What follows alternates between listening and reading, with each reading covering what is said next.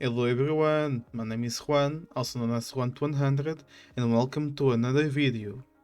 In this video, I'll be playing Goddess of Victory Nikke and tell you guys the top things I wish I knew when I started playing. So yeah, these are general tips about the game that, as I said before, I wish I knew when I started because it could help a lot in the early game. So let's start things off.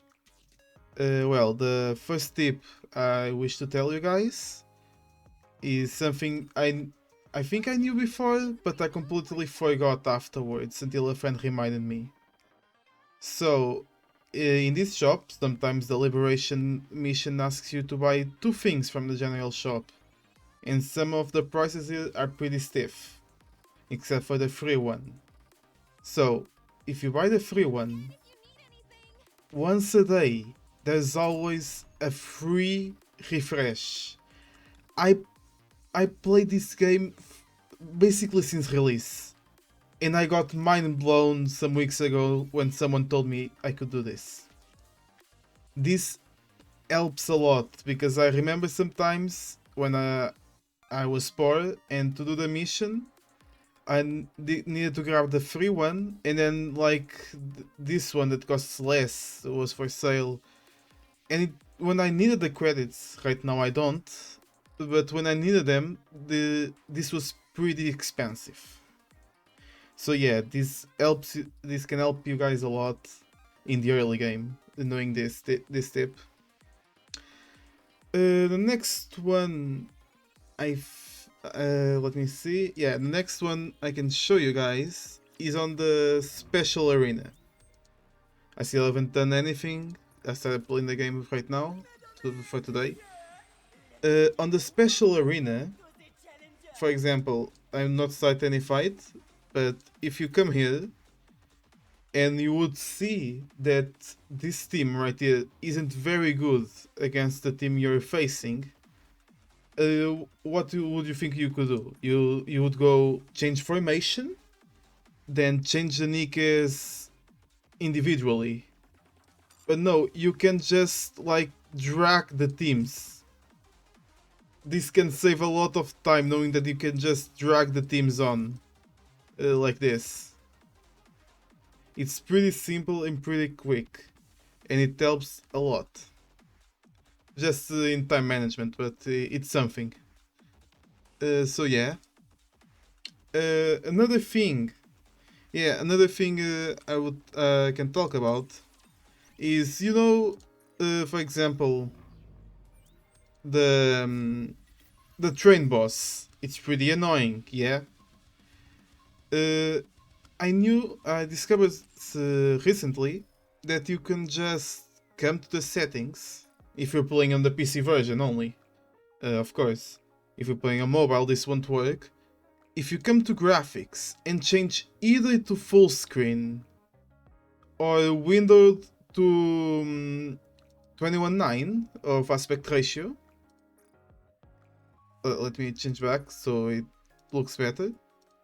Change it full screen instead. If you change into either one of these settings, when you go fight the train on mock battle, I'll do it in mock battle so to show you guys better. Wait, yeah, I think it got a bit confused. Okay, but anyways, when you go to fight the train, wait, so I don't kill it. Ignore this part. When you are facing this part of the train, you actually have enough resolution to shoot the other side. And this can help a lot if you, for example, just kill the entirety of this side, and so and then you can go to the other side. Sorry about this. For example, you killed everything here and nothing more to shoot. You can just shoot the other part and it will work. let me just repeat this. Do a retry to show you guys better. Let me turn off the auto skills. Let me just do this and cover everyone. And try like Noir. For example. Normally, with the other aspect ratio, you would just destroy these parts and won't have enough range to destroy these ones. And you would be stuck eating the train without eating the parts. With this aspect ratio, you can just shoot them. And this works either on full screen, on 16... I can see it here, but alright, you've seen it. This works on both settings I told you guys. Let me just put this back where I was. Graphics, windowed mode. Yeah, wait, it zoomed out a bit. Let me just fix it real quick. Yeah. Okay, so yeah, it works on both full screen mode or windowed mode with 21.9. It works on both settings on PC. This helps on the train fight, only on the train fight, but the train is pretty annoying, so it's a good tip to have.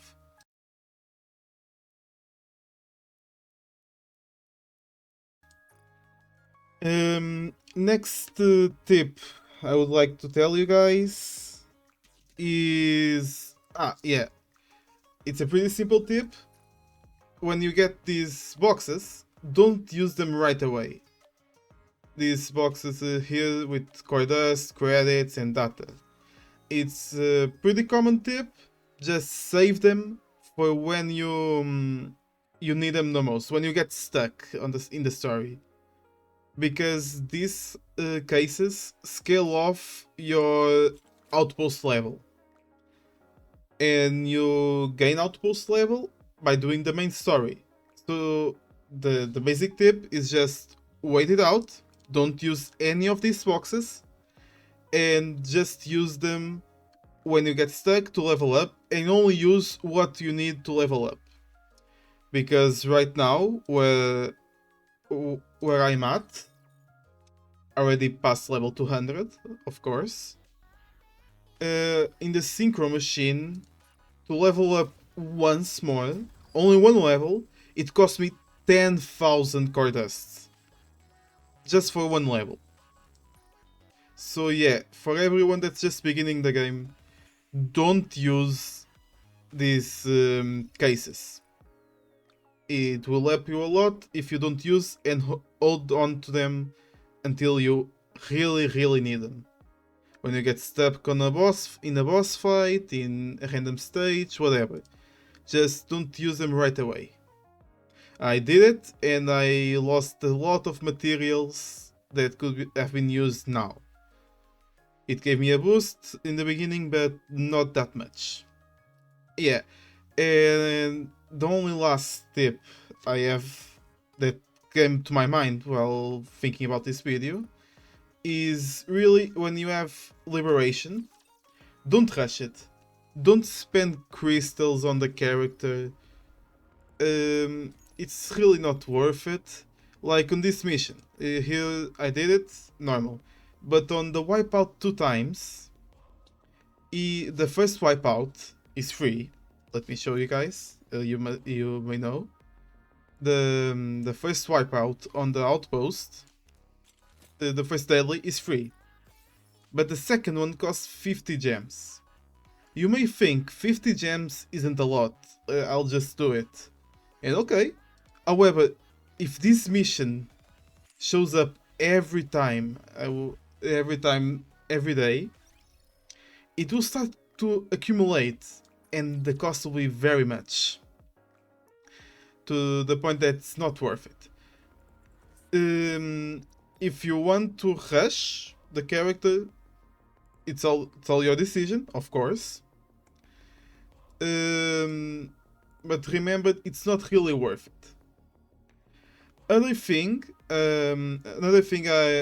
I wish to tell you guys is that in the liberation, this is Nihilist is a liberation, so it's late game. You can actually change it. I'll just advise you guys. This is never worth it. If you change the character to another one, the progress kinda resets. What do I mean with kinda resets? It resets to the last checkpoint you got. For example, I got my last checkpoint was 540 points. If I had, for example, 1,610 points, and I would change the character, when I come back to Nihilista, it would go all the way back to 540. All the way back, and I will need to repeat this every day to get back to the next checkpoint. So yeah, if you're really close or in the middle of a checkpoint and you kind of decide to go for another character, wait until the next checkpoint. If you're really close to the beginning, like I am, for only 40 points ahead, sure, all the power to you guys. You may decide, of course. And one last thing about the liberation characters. It's really simple. I have 2 of them unlocked, and I'm going now for Nihilista because I don't have a Pilgrim Burst 2 character, and I'm already stuck on the Pilgrim Tower, so yeah, it's really needed. But yeah, about the other liberation characters, I only have Guilty and Sin. The other one being Quincy. If you want advice on which one to go first, Guilty overall is the strongest one. Mine isn't built, I got it recently, but Guilty is the strongest one by far of the three of the first 3. And even all the four, including Nihilista. She's the better one overall to all the content in the game. But so if you want to choose her because of the performance, all the power to you. Yes, do that. But of course, in the end of the day, you may choose the one you like the most to go first. For example, I chose Sin because I didn't know anything about performance of characters, and Sin looked the coolest to me.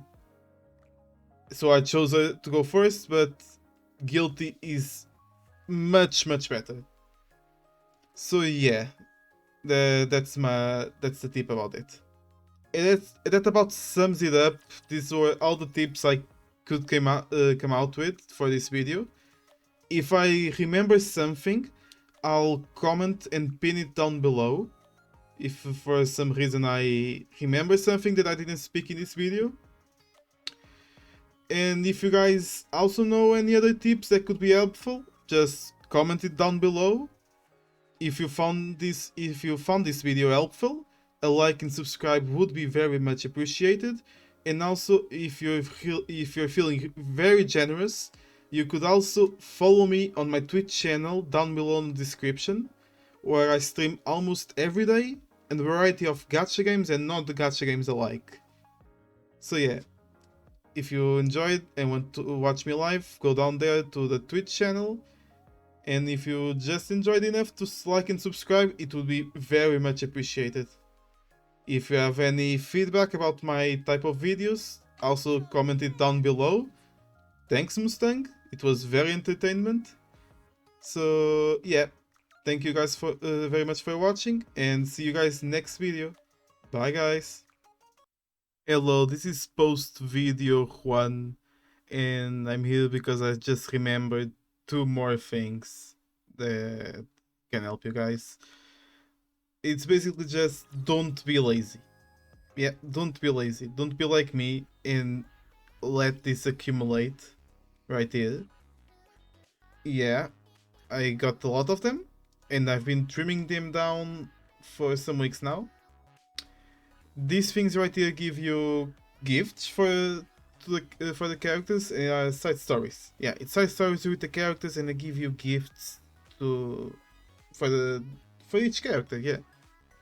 So yeah, this helps you to get bond level up with Nikkes. And that takes me to my second point. That is, don't forget to do your daily advices with with the Nikkes, because let me just check here. The traction rank you have with the characters actually gives them stats. Not only it gives you stats, but it also unlocks the bond stories with the characters. Each one gives you 50 gems. So each character gives you basically 250 gems.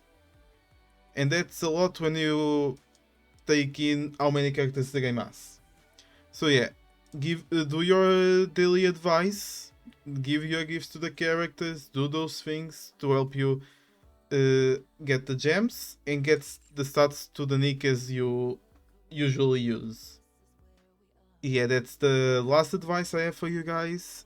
As I said before, thank you for watching. Like and subscribe if you enjoyed the video.